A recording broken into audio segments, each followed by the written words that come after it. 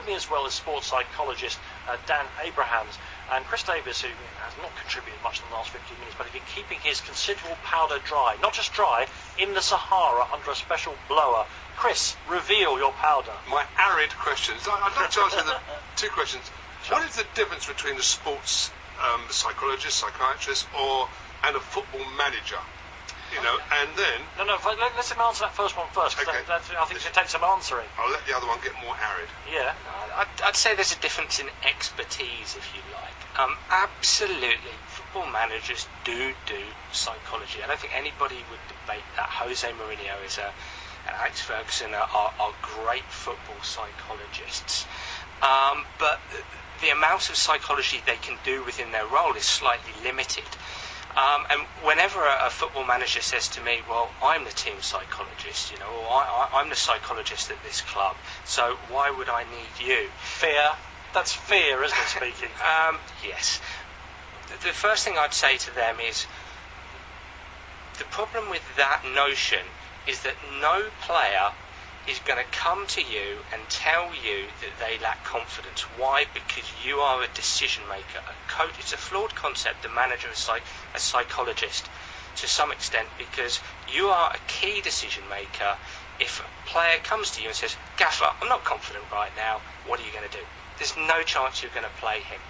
So what I say to coaches and managers is, look, I sit in between you and the players. The players can come and see me and say, at the moment I'm suffering from a bit of confidence, or I don't know how to focus, or something's going on off the pitch that I'm not too happy with, and it's affecting me on the pitch. And I'm that buffer, if you like. I can then say to the player, would you like me to address this with the manager? And the player will most likely say, well, no, let's just work together on this. Or he'll come to me and he'll be happy for me to address the situation with the manager. So there are other differences, but that would be the main one, I would say. And are there any differences between how you deal with an individual sportsman, like say a golfer or a tennis player, and a team player like a footballer? The only difference is that as a team player, you may work with team players to be able to communicate a bit more effectively, or a lot more effectively in some cases. Whereas in an individual sport, communication is less important. But otherwise, the concept of teaming and team cohesion, what you're trying to do is help a footballer, for instance, be the best individual he can be and the best team player he can be. So they work along similar lines. Stuart Robson, who often sits in that chair where Chris is now, and I think is a very smart man, I think he would disagree with you. He says, as an ex-professional footballer, of course, captain of West Ham and Arsenal in his time, he says that the players do the best they can for themselves, and if that happens to help the team, then so be it. But first and foremost, they look out for themselves. They play as well as they can personally, and then the team comes next. I actually wouldn't disagree with that. I think people don't quite... the inner workings of a football club, actually, it's far more an individual sport than you'd actually think at all levels. Players are being dropped all the time, and they're absolutely gutted and devastated when they are. Younger players are trying to make their way into the team with other older players in their way. So in terms of club politics, it's quite an individual sport. That said, is it Stuart? Stuart, absolutely, 100% correct. You are trying to be the best you can be as an individual on match day. So you are trying to execute your role and responsibility with the utmost belief and confidence that you possibly can. However, you are also there to help your teammates. You are there to vocalise either support or instruction. Your teammate, if you're a full-back and you're next to a centre-back there, that centre-back can't see the whole pitch.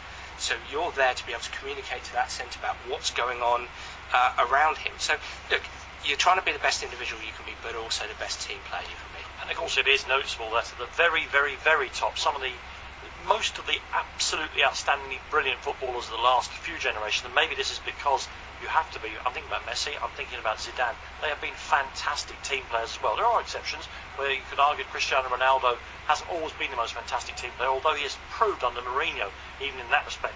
Something else I want to talk about then, the difficulty of dealing with individuals in the environment that sport tends to produce. What interested me was Marcus Trescothick's award-winning autobiography of a few years ago, in which people focused very much on the fact that he admitted he was depressed while playing for England. But that to me wasn't the interesting thing about the book. If you read the book, what was interesting was the thing that was holding him back from revealing this to even his nearest colleagues and friends was the locker room atmosphere, where it's all about being blokey, taking the mick out of each other. He felt that his whole career would go down the drain if he admitted to anybody in cricket, not just his manager, that he wasn't enjoying the game anymore. Absolutely, and working in a football environment, the environment is very much about banter.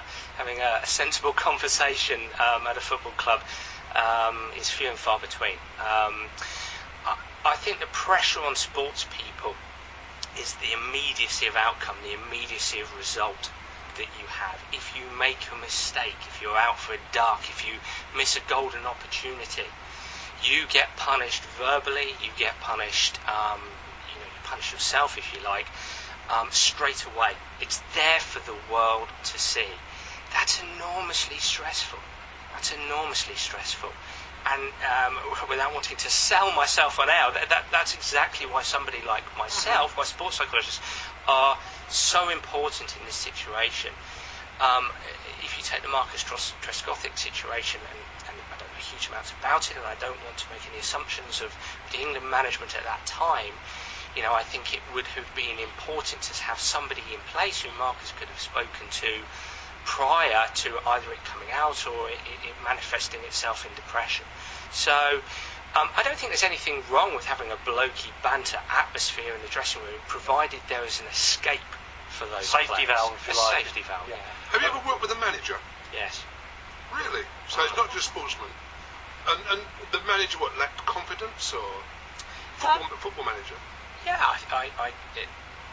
there's a range of things you work on with managers and coaches, whether it's their own self-confidence, whether it's managing themselves under pressure. I always say, your pulse rate doesn't really want to get above 100. You don't want to be either 2 up or 2 down, otherwise you can't think rationally. If you think about an exceptionally emotional moment that you have, the part of the brain that thinks rationally, that thinks intellectually, the part of the brain that is going to help them sort out the tactics in a matchday situation completely shuts down. So they need self-management strategies. But you're also working with management to be able to communicate effectively with players.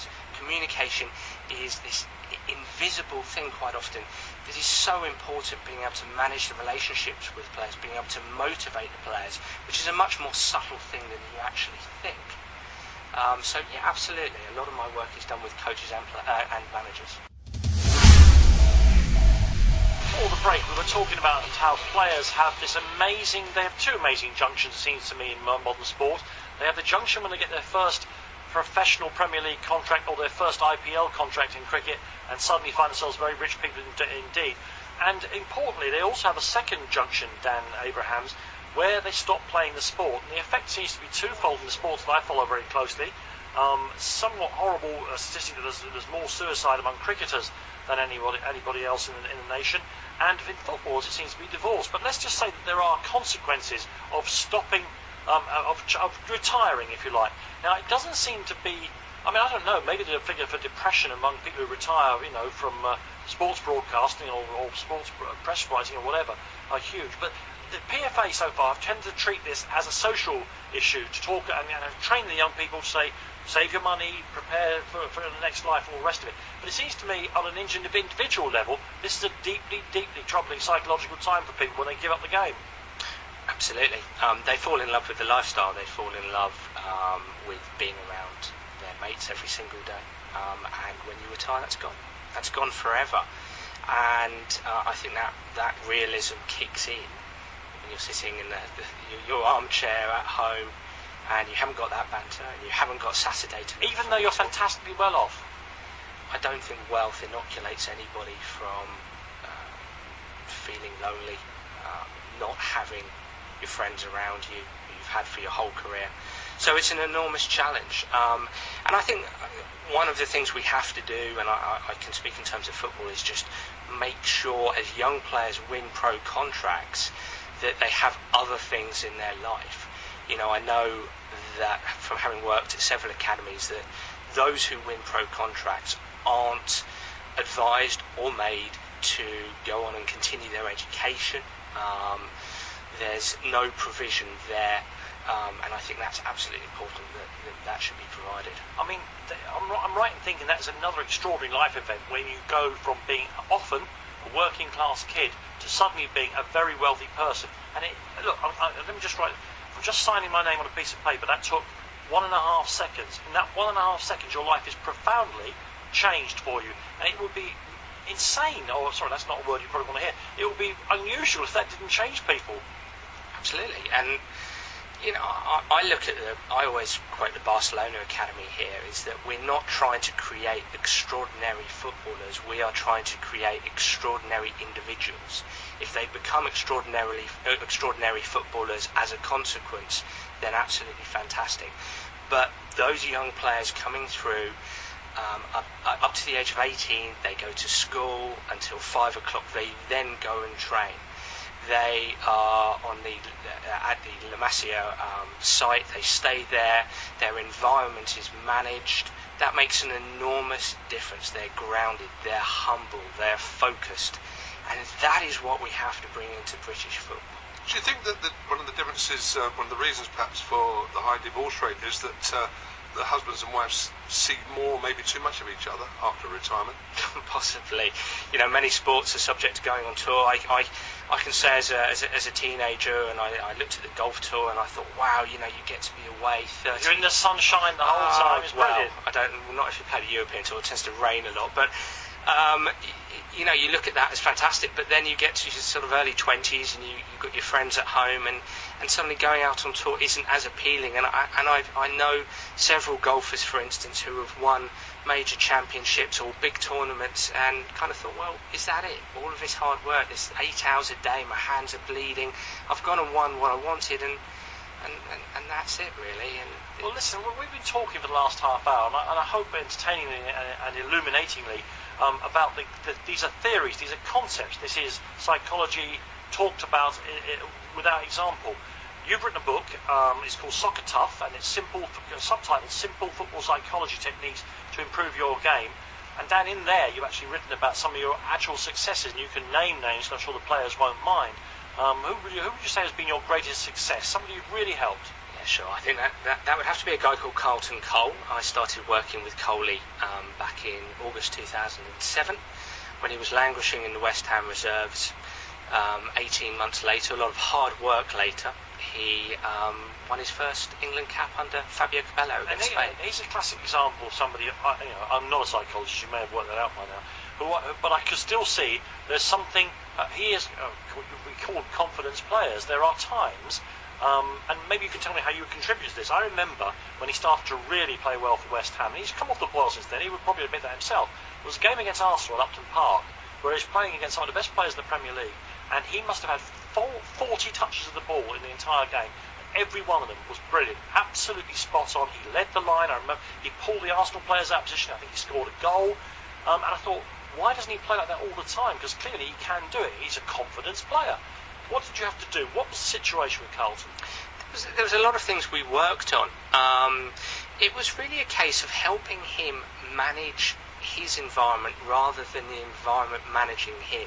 I can say this because it's in the book. You know, he admitted to me, when I run onto the pitch, when I cross that white line in the Premier League, I don't feel as comfortable as I should do. I don't feel that confident. I'm not full of self-belief. So really it was a case of helping him take control of himself. So why did he feel like that? Because he's a big, strong guy. He gets well paid. He's physically very, very fit, and he clearly, at times, you can see he can play football. Why did he feel so unconfident, alien in his own workplace?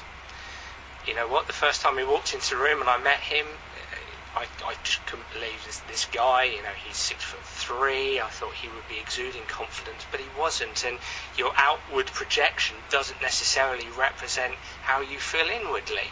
And he just didn't feel that way. Claudio Ranieri had called him his lion when he was a youngster at Chelsea, but that sort of confidence dissipated and didn't carry through. And you know, he came on against Middlesbrough, I think, in his debut, and he scored, but he didn't manage to build up that momentum of confidence. And I think there were outside influences, off-pitch focuses that took him away from the game. But what it added up to, when I met him when he was 24 at West Ham, was, look, this guy isn't confident enough. So just some very, very simple techniques revolving around him taking control of his body language, taking control of his physiology, and taking control of what he was saying to himself. You know, he had an infestation of what I call, and I use this term in the book, ants. Ants being an acronym for automatic negative thoughts. And his job, I said to him, look, your job is to squash those ants. So you need to find a way to talk to yourself in a style that's confident, that's dominant, that's dynamic. And you need to make sure, you need to silence that inner critic by getting on your toes, dancing your feet, getting your head up. Once he was able to get his head up, once he was able to get on his toes, he was able to become more aware of what was going on around him. That sped up his anticipation. It sped up his decision making. You know, he felt much more confident. You know, and I think back to the Spain game when it all culminated in him standing there before he came onto the pitch. I think he came on the 75th minute, and he said, "I refused to let the pressure get to me. I was standing there, I kept my head high, I was bouncing up and down, I stormed onto that pitch. I was reciting in my head, come on, this is my day, I'm going to be dominant, I'm going to be dominant." And he had a great 15 minutes. At the other end of the scale, of that scale, could you help Nicholas Bendtner, who has had the mickey taken out of him long enough for saying he's the best player in the world, for him to stop saying it if he doesn't genuinely believe it? He thinks he's a great player, Nicholas. He had an excellent Euro 2012, as pointed out by Chris Davis there. He really did play well for Denmark. But for Arsenal, and subsequently for other clubs he's been loaned out to, he still goes on saying he's what a great player he is and all the rest of it. But it doesn't turn into, in our opinion, often enough, action on the pitch. Can you be overconfident? Can you be... I don't think he's putting it on. Put it that way. I think he genuinely believes he's a great player. But the proof of that pudding is surely on the pitch. Yeah, I think overconfident probably isn't the word. Maybe false confidence. Okay. It's a challenge. You know, one of the biggest challenges for any footballer or athlete is to have that balance between thinking about how great you are and remembering all your good stuff, but also being able to take a microscopic look at your areas of weaknesses, the areas you need to improve. And what I'd love to do with somebody like Nicholas Bendtner, but there's plenty of players around. Let's use him as an example. Yeah, plenty of players like that. Is, you know, you'd stick him. You need to give them objective evidence. So you'd look at statistics. You know, you'd stick him in front of the game. You'd make him look at some games, and try to force him, for want of a better phrase, to objectively analyse that game and try to break down that game. I want footballers to be excited and passionate about being a student of the game, and not enough of them are, and that's very frustrating. I want them to watch their games back, examine what they did well, but also examine what they didn't do well. Can we lie to ourselves? Yes. Really? I mean, I always think that you can lie to yourself, but to the rest of the world, but not to yourself. Sorry. We all know in our deepest inner thoughts whether we've written something well, presented something well, played well, whatever. But you know, you can say to the outside world, "Oh yeah, blah blah blah." We know how well we've played, done, written, or whatever. I think you can, consciously say in your mind enough times, I'm great, I'm fantastic, and that takes us off in a focused direction of everything we do well. That's always, if I said to you the colour red, instantly in your mind, what are you looking at now? The red colours around the studio become attractive to you. So if you have a player like Nicholas Bendtner, and all he's saying to himself is, "I'm great, I'm fantastic," he tends to orient only to what he does well. You're trying to direct his focus away from that onto areas he needs to improve, but at the same time maintain his confidence, and that's enormously challenging, but possible.